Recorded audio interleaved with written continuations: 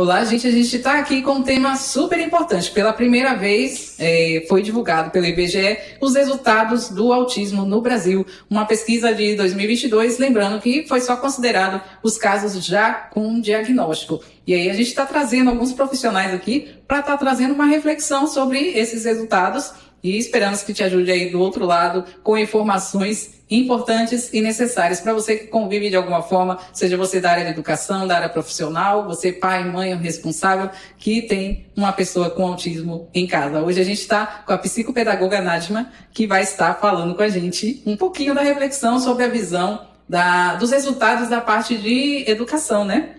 Porque são vários olhares, né? A gente tem da parte social, da parte de escola, da parte de saúde. Eu considero, já deixando de antemão, que ainda faltam algumas informações importantes para estar colocando aí algumas soluções, né? Vamos dizer assim, a nível Brasil. A gente vai falar um pouquinho, né, dos resultados. Essa parte aqui hoje é da área de educação e a gente vai conversar no nosso bate-papo, né, com a nossa convidada de hoje, muito especial, numa área que interfere muito, né, Nádia? Com certeza. Bom dia, gente. Meu nome é Nadma Leite. Eu sou da cidade de Itajuípe e sou professora, primeiramente, que é a minha formação. Sou professora de língua portuguesa, sou pedagoga, sou psicopedagoga e neuropsicopedagoga.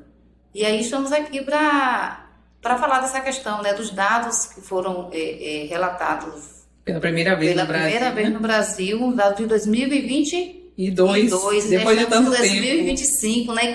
Quanto esses dados não têm mudado de 2022 para 2025, né? E a primeira vez no Brasil, sendo que o autismo não é algo novo, né, Nádia? Não, não é algo novo não, mas vai continuar sendo novo, viu, Suzy? Sim, porque está sempre descobrindo muita coisa. Vai continuar sempre sendo algo novo. A gente ainda está aprendendo, né, enquanto sociedade. Com certeza. E as pessoas falam que está tendo um aumento de número de casos, mas também há outras questões, né? Antes a gente não tinha tanta informação, né? Embora ainda está pouco, assim, né? Muita gente ainda não sabe alguns detalhes, mas... Muita informação e muita gente ainda desinformada. Sim. Né? Despreparada para o assunto, desinformada, outros sem interesse de fato em querer pegar o fardo, né? Tem tido o autismo como um fardo. Em principalmente áreas, né? Dentro da área de educação. Porque eu falo, a gente estava até falando em off que até nos documentos a inclusão de fato ainda não aconteceu, né? Isso. Assim, em termos de as necessidades reais, ainda não é uma forma de incluir, porque eu incluir é você dar as condições dentro das possibilidades de cada pessoa, né? Dela alcançar os seus avanços. E aí a gente vai começar com a pergunta, né? A gente comentou aqui que são 2,4 milhões com diagnóstico, né? Que foram identificadas.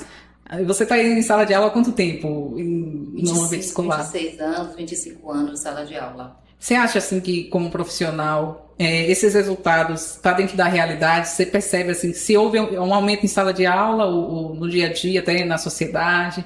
Você acha que pode ter um número maior que isso? Então você acha que, na verdade, né, pela experiência tem mais casos, que você estava comentando, inclusive, que o próprio pessoal do IBGE não está 100% preparado, né, com as perguntas. Não estão 100% preparados. A não aceitação da família em relação à comorbidade ou em relação àquela condição da criança dificulta os dados também do IBGE. Sim. A baixa escolaridade das famílias, elas muitas às vezes elas interpretam a pergunta diferente do que a pergunta de fato é feita, entendeu? Que inclusive da interpretação e aí acaba dando uma resposta que não condiz com aquilo. Então, isso também dificulta os dados, porque a gente sabe que o IBGE é a matemática, né? É um dados estatísticos. Questão de cálculo. São números. E você vê uma pessoa com uma baixa escolaridade respondendo a uma pergunta tem uma palavra que dificulta a interpretação daquela pessoa naquele ambiente, ela vai dar uma resposta totalmente diferente do que seria. A gente vê até umas pegadinhas que fazem, né? Em relação ao que eles fazem os diagnósticos errôneos, né? Sim. Tem muito no nosso esse é um dos questionamentos no nosso Brasil. que tem se levantado.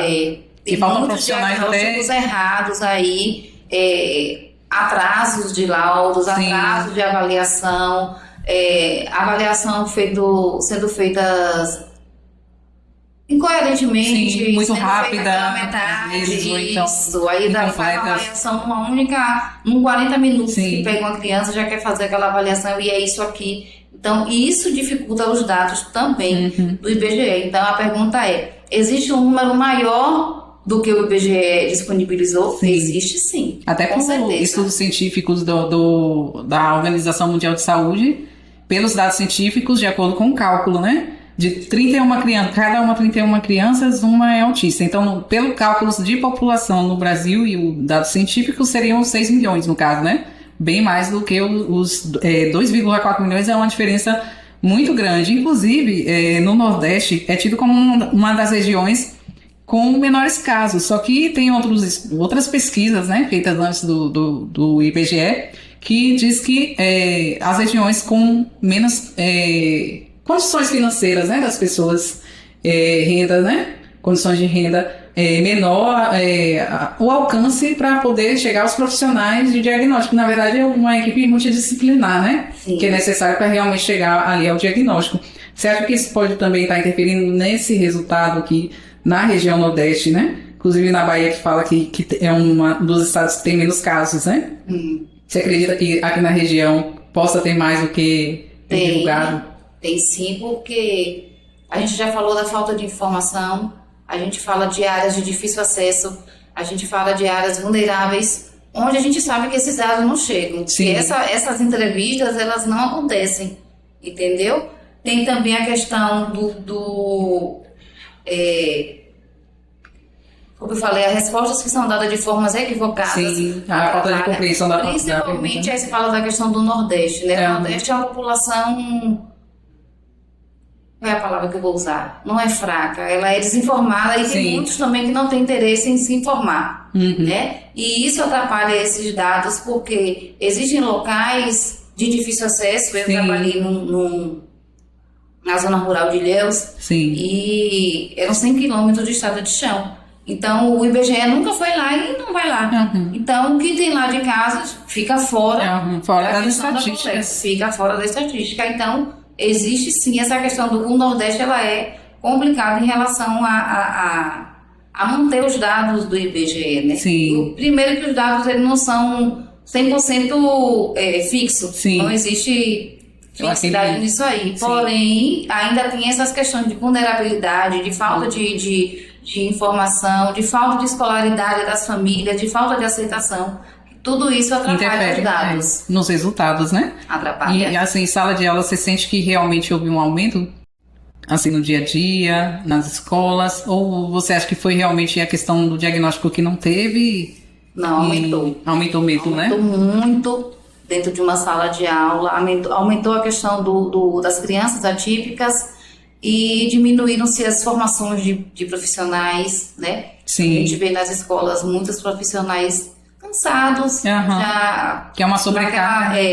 Já vem a escola não é mais a mesma. Sim, a sociedade mudou e a escola não acompanhou. Isso, mudou, a família mudou, a sociedade mudou e a escola permanece estática. Não só para os neurodivergentes, mas também para a população em geral.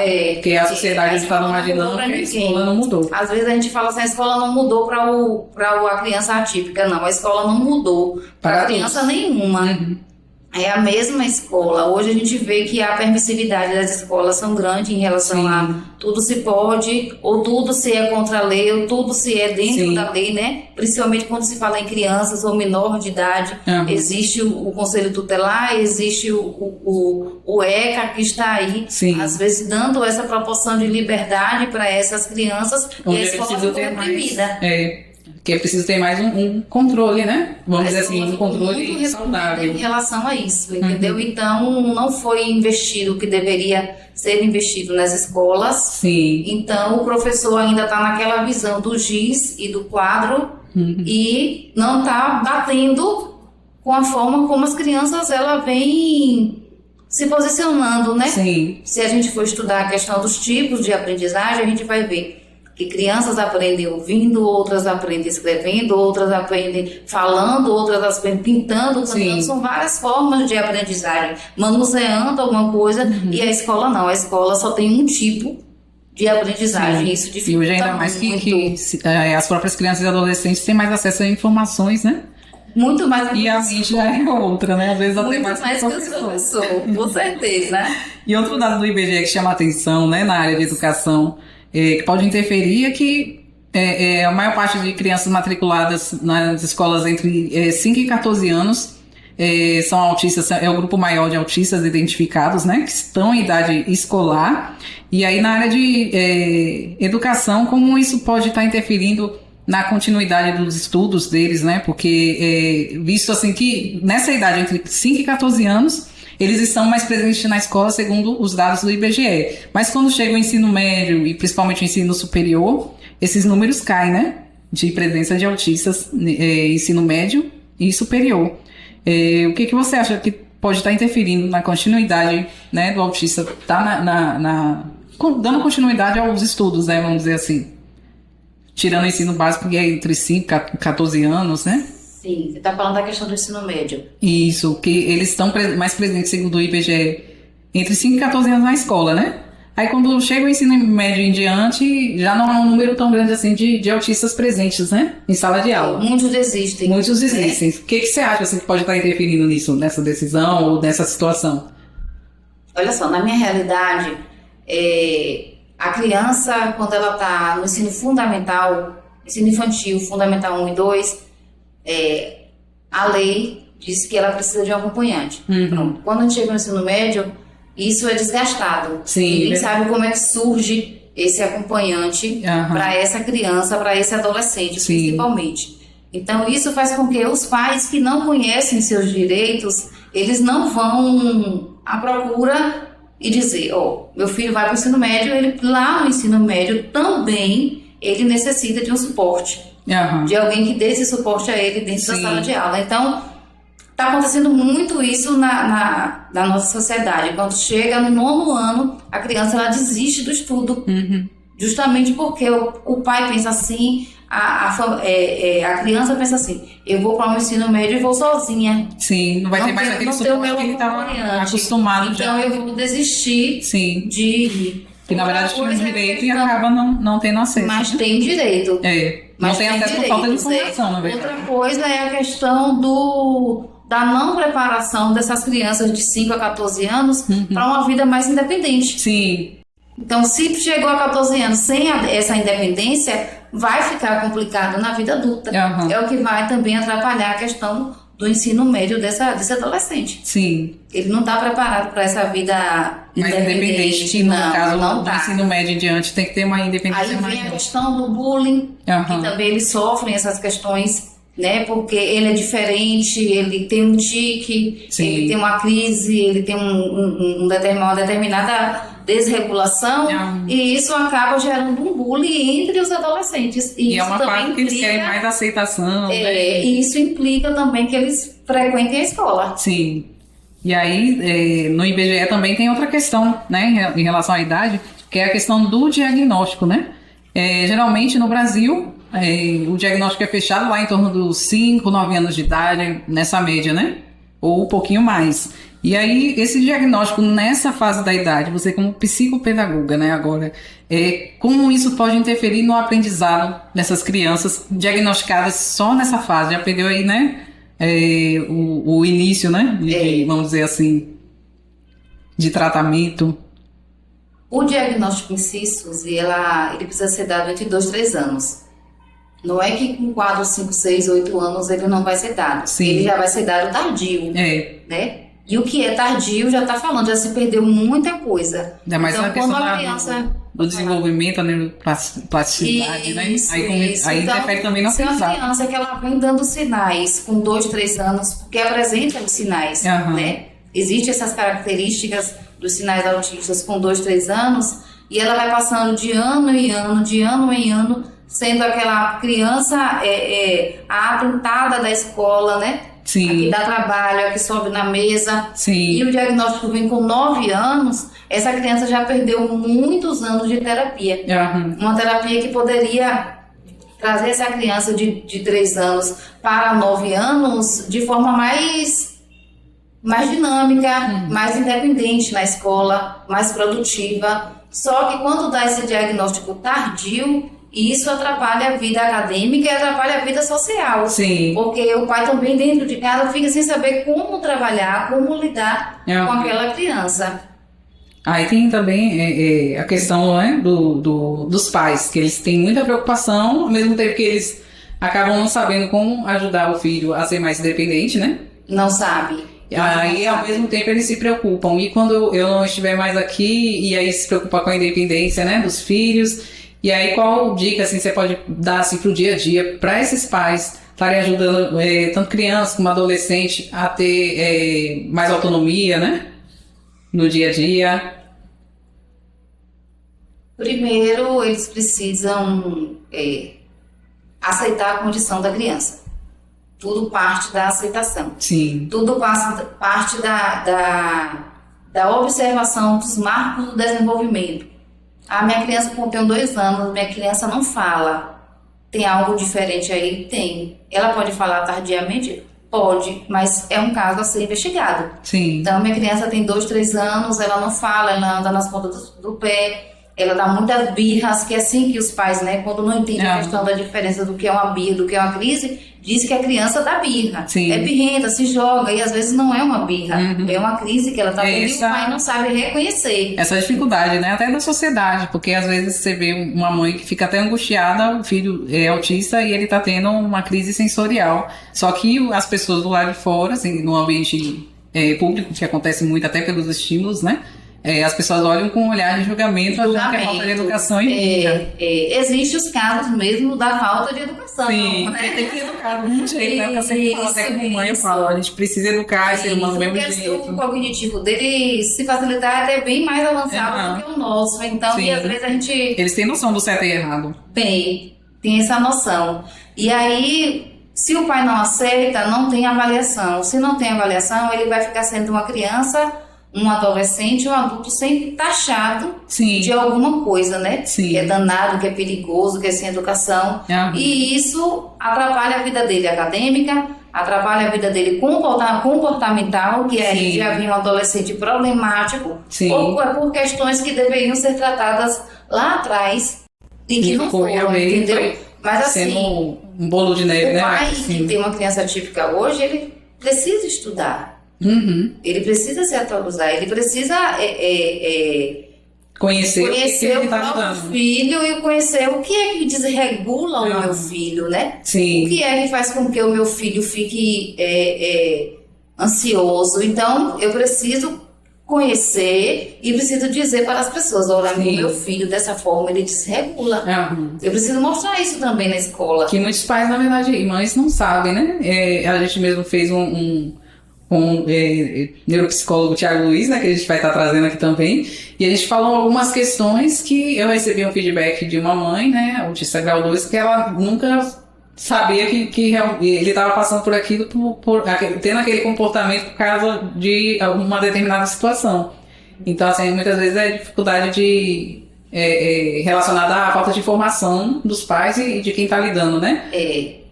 Aí tem assim, Suzy, quando a gente faz uma determinada entrevista com os pais, aí tem pais que levam aquilo, não, puxou fulano, né? Tem essa questão, é igual ao meu marido, é assim. Da personalidade, a personalidade, mas na verdade... Eu vejo também, a família tem alguém lá atrás com a mesma tipicidade e aí não percebeu.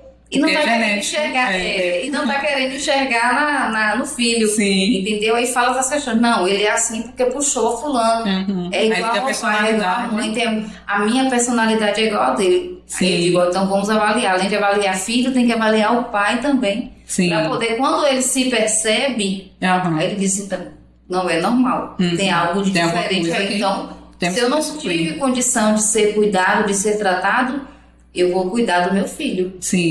Entendeu? E aí é a questão mesmo de tratar para ter um máximo de autonomia possível, que hoje a gente vê até que tem os graus de suporte, que hoje está sendo repensado, né? Tem até as mudanças de CID que está chegando aí, mas que com o tratamento no consultório, mas também o acompanhamento em casa, né? Tá aplicando em casa, aí você vai ter uma evolução desse suporte, né? Que é a maior preocupação dos pais. como vai ser, né? Quando precisar sair só, quando precisar trabalhar, quando precisar resolver alguma coisa. E isso é a questão da independência, né? Sim. Mas para ter essa independência, precisa ter a rotina. Sim. O principal de tudo aí é manter essa rotina. No dia a gente dia. sabe que a sociedade moderna, ela não tem rotina.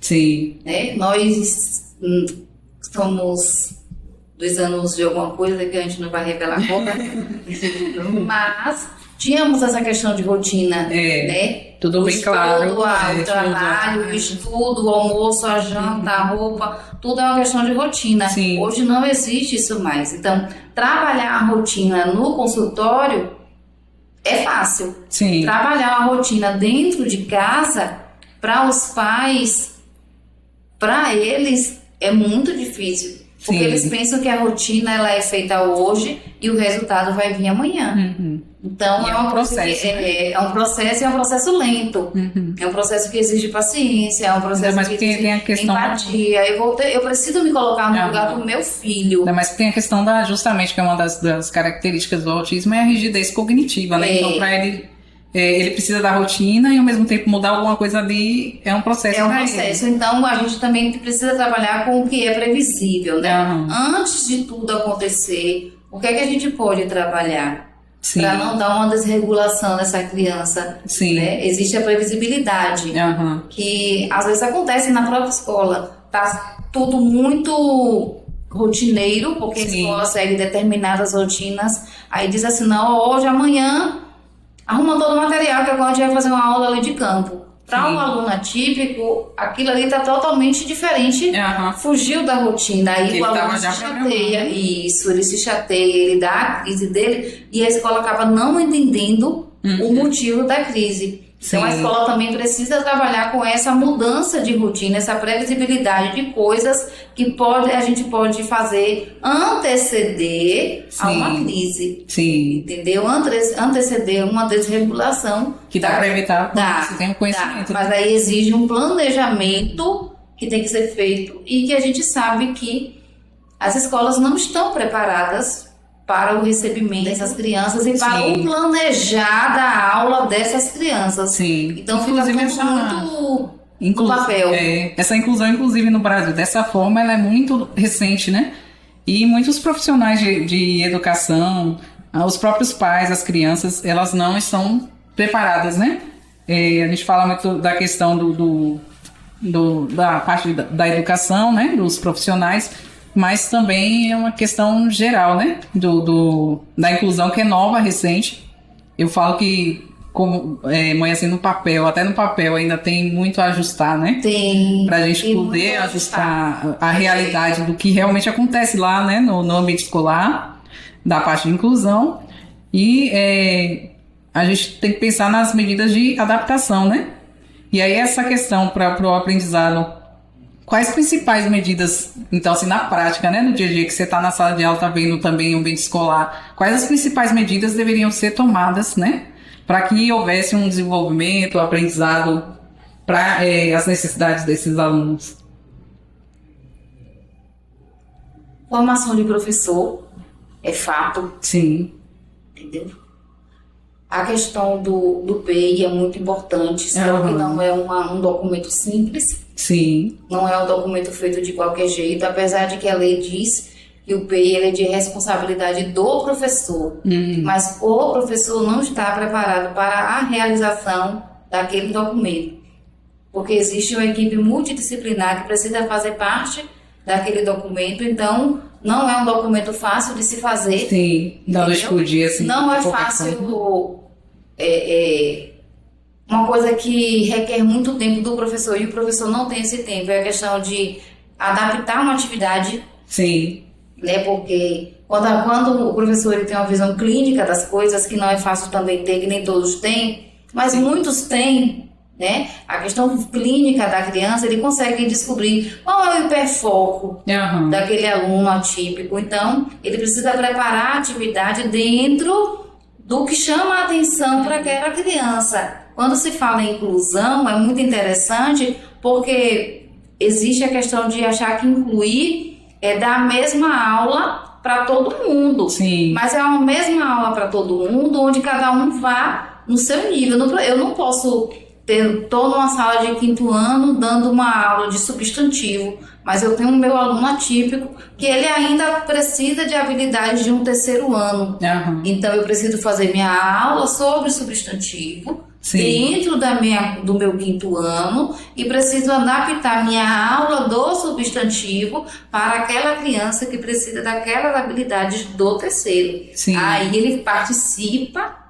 da mesma aula, Aham. entendeu? Com funções mais básicas, né? Com um nível mais abaixo, vamos dizer assim, Aham. porque do QI dele, Sim. para poder ele conseguir acompanhar, porque ele também diz assim, gente, eu tô com uma atividade diferente da atividade Sim. do meu colega, não Faz é? diferente. Então, o que é que eu tô fazendo aqui? Aham. Ali não é a minha turma. Sim. Então, isso precisa ser feito, mas a escola precisa parar para planejar essa situação. Sim. O que é difícil, que o sistema não nos permite parar. Aham. O sistema cobra da gente 200 dias letivos, Sim. então tudo isso fica muito difícil na hora de fazer o planejamento para uma turma inteira e para que a criança que tenha determinados níveis de aprendizagem, uma vai aqui, a outra vai aqui, a outra vai seguindo, Sim. mas todo mundo acompanha a mesma turma, o que não é fácil.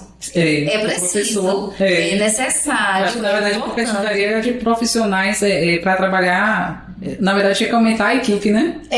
Porque A questão da falta de profissional para esse material aí, para produzir isso aí, que é escasso mesmo. Porque só a função, né, pedagógica do professor, de todos os profissionais da educação, ela já, na verdade, já está sobrecarregada antes de aplicar essa inclusão nas escolas regulares, né? Na verdade, já tinha não é fácil.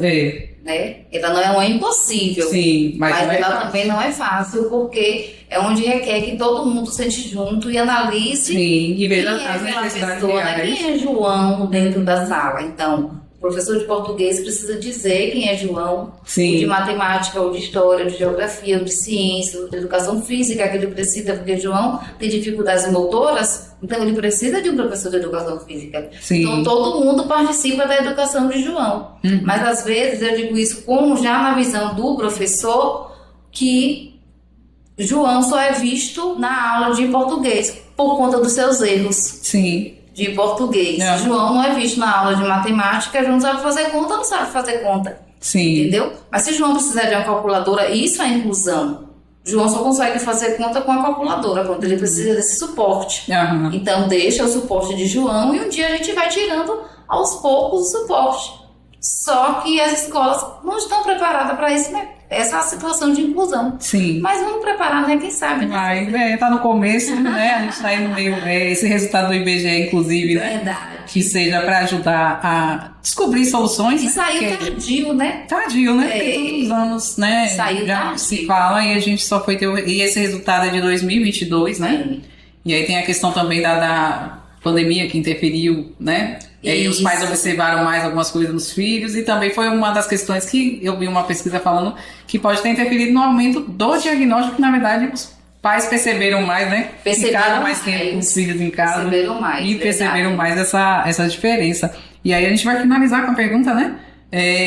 Quais as principais ações que podem ser tomadas para uma inclusão positiva? Você já falou muita coisa, mas aí você fala em termos agora de uma mensagem tanto para os pais como para professores, né? Quem está envolvido em toda essa situação, você como profissional, né, já na área, que tem visto aí o caminhar das coisas bem de pertinho, e também profissional de psicopedagogia, né, que é uma das profissões que dos profissionais que devem fazer parte, inclusive, eu considero, né, tanto do diagnóstico como um acompanhamento, um tratamento. Aí dentro de experiência em consultório, escola, sociedade, que recado você daria, né? Para poder a gente conseguir, de fato, estar caminhando de forma positiva para a inclusão de fato, né? Eu acho que a família, ela precisa estar muito mais dentro das escolas. Sim. Mais participativa, né? Muito. Tudo que é feito para o meu filho, eu preciso saber. Né? Eu não posso planejar uma atividade SUD para você sem a sua família estar presente, Sim. ciente do que está acontecendo. Eu acho que isso está faltando dentro da escola. Aham. Ah, tem uma comitiva aqui que vai preparar uma aula para João, mas cadê a mãe de João? Sim. João vai caminhar por essa estrada aqui, mas a mãe de João está ali para aceitar que João caminhe por ali. Uhum. Cadê a saúde, né? Que precisa fazer parte da escola. Sim. Quando a gente fala a questão da clínica, já vem a questão de saúde. Aham. A saúde, a escola é educação e educação é saúde. Não pode caminhar separadas. Sim. Porque uma criança, ela pode sair de um suporte, de nível de suporte para outro, fato. Sim. Mas ela, quando ela sai da escola, ela permanece sendo aquela criança atípica. E ela vai para a saúde sendo uma criança atípica. Uhum. Por que não a saúde não estar dentro da escola? Que, inclusive, Para dar um suporte a essa isso. mesma criança. Que a gente fala da inclusão, vamos aproveitar e falar que, né, existem outras comorbidades, né? Sim. Que também estão tendo que entrar no rol da inclusão escolar. Tem a questão de crianças, por exemplo, com problema de visão, que é um dos índices maiores no Brasil, né? Tem a questão também física, né? Às vezes uma dificuldade motora. Isso é uma criança que tem uma dificuldade motora dentro da escola. Sim. E quando ela sai da escola, do ambiente escolar, ela deixa de ter? Não. Então a família precisa estar dentro da escola, a saúde precisa estar dentro da escola, para que isso, de fato, Aconteça inclua essa criança na história, entendeu? Como eu disse, ela pode deixar de sair de um nível de suporte para outro. Uhum. Só que um deficiente intelectual não tem como mudar, né? Então a saúde precisa vir para ele, a família precisa vir para dentro da educação para a gente ajudar essa pessoa. Sim. Obrigada, Nadima. E eu espero ter você de volta. Quando quiser. Porque a gente tem a série aqui, Pessoas com Necessidades Especiais, né? Legal. E é um assunto assim que não acaba nunca. Porque, como você disse, a gente está em constante evolução para o conhecimento, a gente ainda está aprendendo, né? Tanto os profissionais, como os pais, como a sociedade. E aí tem exclusivo no Pod Inspiração essa série, porque eu falo que é um assunto que... Eu também você pelo convite. Eu que agradeço. O Tiago pelo convite. Fica perturbando meu juízo. Mas, né, estamos aqui para contribuir, estamos aqui para ajudar. Uma coisa, a Suzy, que me intrigou, né? Cadê aqui? Sim. Que a gente do IBGE. Na questão do IBGE, né? Sim. Os homens, 1,5%, né? Isso está falando. Fala que é a mais. As mulheres, 0,9%.